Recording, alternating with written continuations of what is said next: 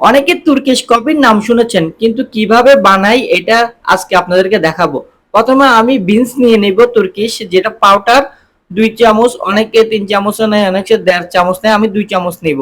তো এতে আপনি যদি চিনিও খান, চিনি নিয়ে নিবেন, চিনি আপনার যেতটুকু পরিমাপ লাগে। তো আমি এখানে 2 চামচ বা 3 চামচ দিয়েই থাকি, কারণ 3 চামচটা একটু পারফেক্ট, কারণ তুর্কিশটা একটু তিতা হয়ে থাকে।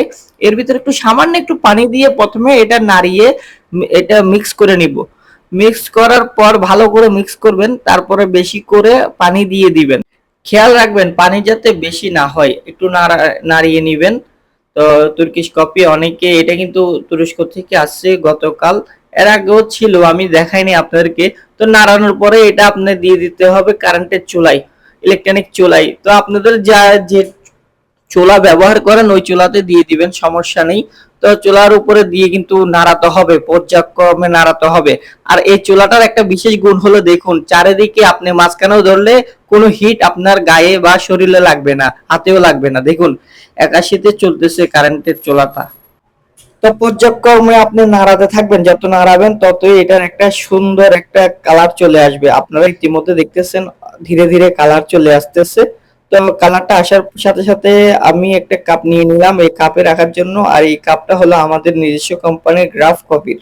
তো দেখুন সুন্দর একটা কালার চলে এসেছে। এবার হাতে দিয়ে একটু চুলার উপরে আস্তে করে নাড়াতে হবে। এটা ফেনা তিনবার নিতে হবে কিন্তু।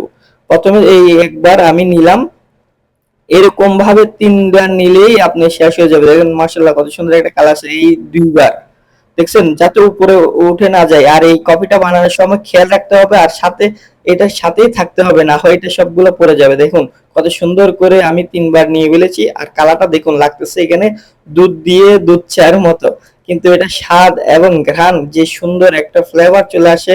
আপনারা ট্রাই করবেন। আর আমার এই ভিডিও থেকে অবশ্যই আপনারা এই কফিটা বানাতে পারবেন। তুর্কিশ কফি যে কোনো সুপার মার্কেটে গেলে পাবেন। ধন্যবাদ।